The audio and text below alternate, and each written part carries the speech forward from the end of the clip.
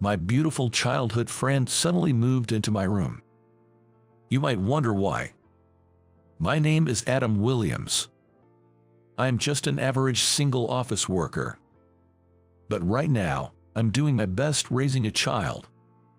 The 3-year-old girl is active and sometimes a handful. Every day I was flitting back and forth between work, daycare, and home.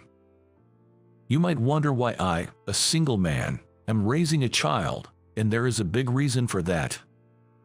The 3-year-old I'm raising now is my niece, Hannah. Her mother is my sister. However, my sister and her husband died in a traffic accident 6 months ago. My parents are elderly and often in and out of the hospital due to poor health. I thought of turning to my brother-in-law's family, but it seems they were not on good terms, so I couldn't rely on them. But I felt bad putting her into an institution, so I decided to raise her myself. Luckily, I have a decent income and a good amount of savings as a single man. On top of that, my workplace is flexible with hours, and my boss, who is also raising a child, fully supports me. I was told I could take time off if something happened, and even if I couldn't work for a while, I had enough money to live on. But raising a child is not so easy. Hannah, now 3, is starting to learn words and talk about various things. But because she's still developing her language skills, there are times when she can't express her feelings well. And I am not used to raising kids. I cut back my work hours and left Hannah at my parents' home or daycare during that time, but honestly, it was not sustainable. While Hannah is usually quiet when she's at my parents' house or daycare, as soon as we get home, she starts creating chaos, shouting, "I want juice, I want to play." If I scold her while she's throwing a tantrum, it only makes things worse. In the beginning, I had determined to raise Hannah, but after taking her in for a few months, I'll be honest, I was feeling down. Every time Hannah cried, I felt like she was saying that she'd be better off with her real family, and I was feeling pressured. Seeing me like this, my parents decided to help. They sent a housekeeper to help me out. They suggested I should take a little break. They probably felt bad for putting so much burden on me, considering they were in and out of the hospital. The house was a mess, and there were many times when I felt I needed a woman's touch. I was really grateful for my parents' thoughtfulness. So, today, the housekeeper was supposed to come. She's from a home cleaning service. When I saw the housekeeper who arrived, I almost screamed. And Mary, Adam, we both nearly screamed in front of the entrance. Yes, the housekeeper who came today was my childhood friend. Her name is Mary. She used to live in my neighborhood, an incredibly beautiful girl, my first love. Mary was just so gorgeous in every way that there were many other boys who also had her as their first love. She had clear skin, beautiful long black hair, a figure that developed too well, and a calm smile. There's no way not to fall for her, and indeed she was extremely popular. By the time we were in the later grades of elementary school, there were love letters in her locker every day, and there was a legendary story about her receiving countless gifts on her birthday. When we got to middle school, the number of boys she turned down was countless, and I, who had been good friends with her since elementary school and often walked to school with her, was quite resented. But our relationship as good friends didn't last forever. Around middle school, she started being followed by a bad guy. Her parents decided they couldn't solve the problem and moved away with Mary when she graduated from middle school. We kept in touch for a while, but eventually we drifted apart, and that leads us to now. I'm surprised. I thought the name sounded familiar, but I didn't expect it to be you, Adam. No, I didn't expect you to be the one coming either. Apparently, Mary had received my information from the company, but now I'm not living at my parents' house, and this place is not near my childhood home. Moreover, Mary knew that I was pretty good at housework and used to help around the house, so she didn't think I'd need a housekeeping service. But once she saw the state of my house, Mary shrugged her shoulders. What happened here? The truth is, my sister passed away in a car accident, and I've taken it my niece. What? Mary used to come over to my house a lot when we were in elementary school. So she knew my sister, and offered me condolences. I'm so sorry for your loss. Hearing those words makes me a bit sentimental. I was trying to raise her well, though I know I can't replace my sister, but I've got my hands full taking care of her, and as you can see, don't be so hard on yourself. This is your first time raising a kid. If you have time to feel down, spend it with your niece. After saying this, Mary started to get busy. She opened the windows to let in fresh air, quickly put the laundry I'd taken off into the washing machine, and started tackling the dishes pile. She was like a wizard. When I picked up Hannah from the daycare and came back home, the house was unrecognizably clean, which even surprised Hannah. Our house is so shiny. Mary's work should be finished by the evening. I figured she would have left while I was at the daycare picking up Hannah. I felt I should have thanked her for her amazing work, and just as I thought that, "Oh, welcome back." From the kitchen, Mary poked her head out. She was wearing an apron, and her appearance was that of a typical wife. "Wait, Mary, weren't you done for the day?"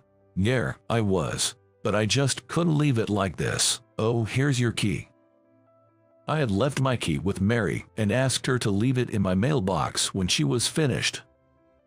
I didn't want to keep Mary until the time I picked up Hannah, but it seems like she stayed anyway, after notifying her company that she'd be going straight home. "Nice to meet you, Hannah. I'm sorry to bother you at home. My name is Mary. You must be surprised, right?"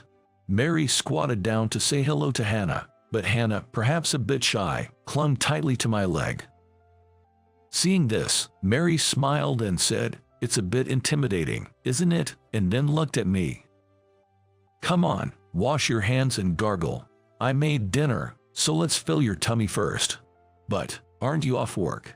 "Yeah, I'm done, but I just wanted to help out personally. I hope you don't mind." Mary looked up at me, her head cocked to one side, and honestly, I couldn't resist her charm. In fact, I was quite pleased. I have joked about wanting to try Mary's cooking before I left to pick up Hannah, and it seems she had heard me. Of course, I can cook too, but there are times when you just want to eat someone else's homemade food. So, I decided to let myself enjoy Mary's hospitality today. Hannah was initially nervous, but the moment she tasted Mary's hamburger, she said, "Delicious, better than yours, Uncle," and was wolfing it down. In no time at all, she warmed up to Mary. It's a hard pill to swallow, but Mary's burger is dozens of times better than mine. I wonder how she manages to make such a juicy and fluffy hamburger. And she even shaped the burger into a bear to make it appealing to children. Seeing Hannah's delighted face, even though I felt a bit frustrated, it must have shown on my face. Since you, Adam, have been taking care of Hannah, I was able to focus on the cooking. That's why it's only natural that my cooking is better than yours. She said something like that. At that moment, I felt my heart, which had always been half-hearted about childcare, suddenly lighten. It's always like this. Mary knows just the right words to say when you need them. When I lost a fight in elementary school and was feeling down, Mary would comfort me, saying, "Is it really amazing to win a fight? I don't think so. You're just fine as you are, Adam." And when it looked like I wouldn't get into the college I wanted, she gently pushed me forward, saying, "It's not the end of the world if you don't get into that school. You'll have other opportunities at other schools, and if you stress too much, you might fail to seize even those you could have." Thanks to her, the pressure eased, and I was able to successfully pass the exam. But Mary moved away, and I haven't been able to return the favor. I was thinking about this while I was putting Hannah to bed. I'm a grown man, and I really wanted to do something to repay her. But I've spent a long time apart from Mary, and honestly, I didn't know what she would want. So I asked Mary, "Hey, Mary, I want to thank you for everything you did today. Is there anything you want?" When I suddenly said that, Mary looked surprised with wide eyes. What's with you all of a sudden?" "No, it's not sudden. I've been helped by you since the old days, Mary. I just want to return the favor." "That's a bit too much." Mary tried to laugh it off, but seeing my serious gaze, she coughed a little in embarrassment. "Well, if you insist, there is something I want." "Really? What is it?" "I can't promise anything, but I'll try to get it for you." "Well, a spare key to your place." What? Mary looked straight into my eyes, without making a joke. "Well, without me around, Adam, I think you'll mess up the room in no time." Heck. Also, I'm worried about Hannah. Girls grow up so fast. Even you sometimes make comments that lack delicacy, so I want to stick around for a while. Saying that, Mary extended her hand. "Are you sure about this?" "Absolutely. It will be convenient for me, and I'll be happy to have access to your house." Mary gifted me with a warm smile, so I handed her the spare key. Since then, my life has changed dramatically. In the beginning, Mary would come over in between her housekeeping service jobs, but that was just at first. Lately, she's started staying over at my place, claiming that it's too much trouble to go home. Living under the same roof with the woman I once adored. It's a wonderful thing. But the reality is, with a 3-year-old girl in the house, there's no time to dwell in such moods. Thanks to Mary taking over the housework, I can spend time with Hannah, and Hannah returns home having learned a lot at her daycare. If I take my eye off her for even a moment, I'd surely be left behind her growth. So, I was happy that I could properly look after Hannah, and Hannah too has seen changes. She must have associated Mary with her mom. Hannah started to become more dependent on Mary, and she stopped throwing tantrums. Even if Mary isn't her mother, the presence of a woman who is there to protect her must have comforted Hannah. Before we knew it, neither Hannah nor I could imagine a life without Mary. We started going out together, playing together, just like any normal family.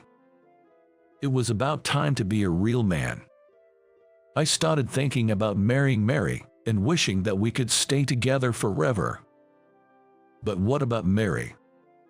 Well, she's done so much for us. I wanted to believe she feels the same way. But this is not something I can rush into. With that thought, I hesitated. Can anyone blame me? I didn't want to ruin this relationship. But all things have an end, and that day came suddenly. Actually, I was married before. It was when Hannah was asleep, and we were enjoying a quiet drink. Perhaps buoyed by the alcohol, Mary dropped this bombshell out of the blue. What? I was so surprised that I involuntarily screamed out loud. I hurriedly clamped my mouth shut and looked at the bedroom, but Hannah hadn't woken up. Feeling relieved about that, I listened to the rest of Mary's story. I thought, this guy seems nice, I could marry him, but turned out he was a huge narcissist. He only kept me around because I was pretty, and he demanded I make an effort to stay beautiful. Can you believe that? Mary was unusually venting as she said so. Despite her beauty, Mary was always sought after for her looks. Whenever Mary did anything even slightly ungirly, they all left her. It's so much easier with you, Adam. You don't complain if I don't drink cute cocktails or comment on the design of my pajamas. That's just because your taste is so terrible. I've given up commenting on it. What did you say? While exclaiming, Mary puckered her lips and guzzled her beer in a robust manner. She always drinks like this, but today she was even faster and more masculine. By the way, the pajamas she's wearing today have a rather unique design, featuring a character depicted as a teacup with arms and legs, sitting on heels. I wondered why Mary chose it, but Hannah found it very good. I didn't understand it, and I'm not one to comment on Mary's clothes, but if a woman differed from their ideal, some men would point it out or even enforce their ideals. That must be quite stifling. So, thank you, Adam. For always accepting me. I should have married you. I wonder why I ever let you go. With that, Mary slumped over the table. I thought it was her way of hiding her embarrassment, but I was wrong. Mary had fallen asleep right then and there. Sheesh, you've had too much to drink tonight. I carried Mary to bed. In her own way, Mary must have struggled. All that struggle just spilled out a little. It's just because of the alcohol.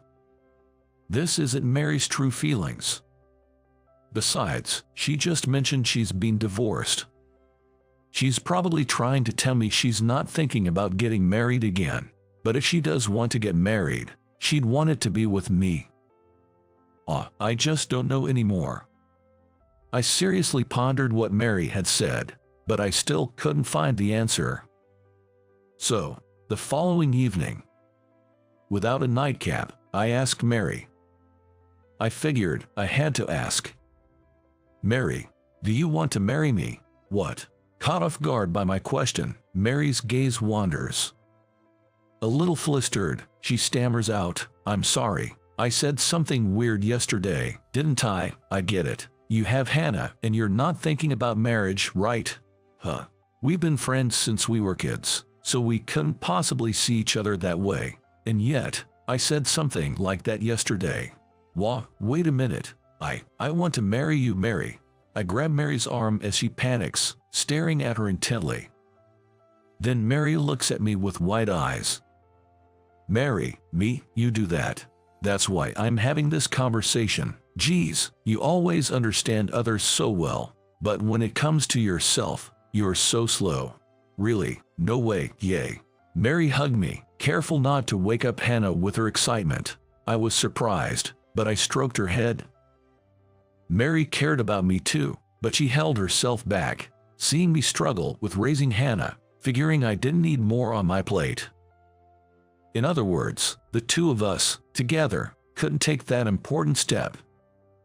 It's pathetic for adults like us, but maybe this is the result of being too considerate because we care about each other so much.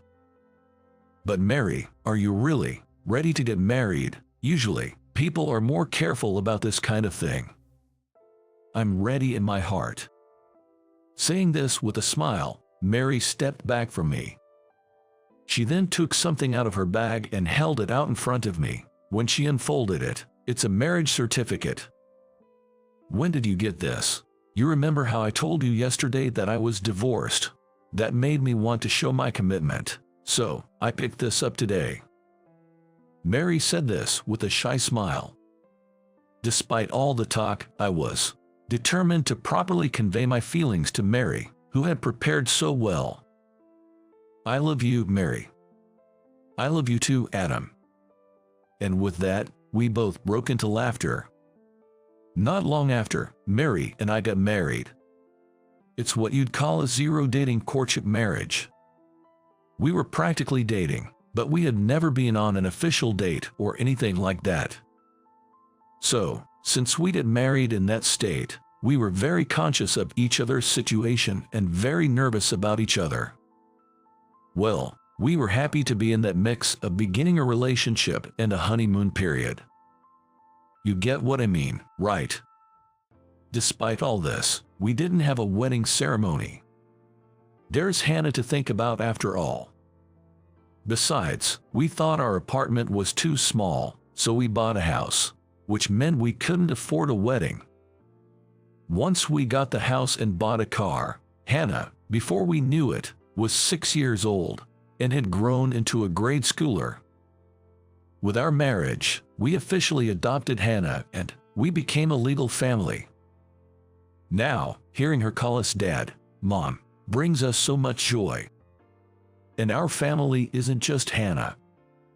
There's a new addition on the way, in Mary's belly, our child, who will be Hannah's little brother or sister. Even though Mary's not showing much yet, Hannah has already started helping out around the house, perhaps in the spirit of being a big sister. Mary always said that girls grow up fast. She wasn't kidding. But there's always laughter around us. We're happier now than I could have ever imagined when it was just Hannah and me, and I am fiercely determined to protect this life at all costs. For Hannah, for Mary, for the child who's on the way, I've resolved to do my very best. How did you find it? Your subscription to the channel motivates us to create more content. Let's meet again in the next video.